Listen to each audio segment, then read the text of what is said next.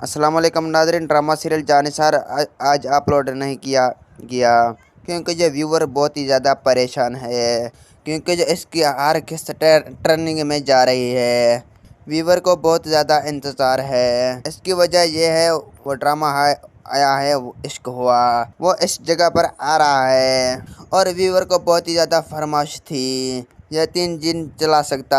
आने वाले एपिसोड में आप बता सकते हैं तो क्या होने वाला है। हम आने वाले एपिसोड में बता सकते हैं तो उसमें क्या होने वाला है। अब तो सरफराज परेशान होने लगा है क्योंकि नौशरान उसको कहता है तो तुम झूठ बोल रहे हो, दुआ किसी लड़की के साथ नहीं भागी थी।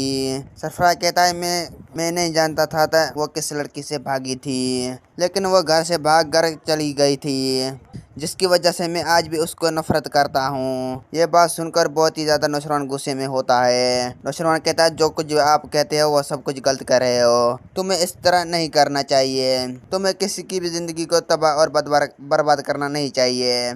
फिज़ा बहुत ही अच्छी लड़की है, अगर तुम उस पर बुरा रवैया अख्तियार करोगी तो हमेशा हमशालिक के लिए मैं भी आपके लिए बुरा रवैया अख्तियार करना होगा। ये बात सुनकर सरफराज कहता है ये मेरी ज़िंदगी है, मैं अपनी ज़िंदगी अपनी तरीके से गुजारना चाहता हूँ, तुम लोगों को तरीके से नहीं। मेरा वीडियो अपलोड किए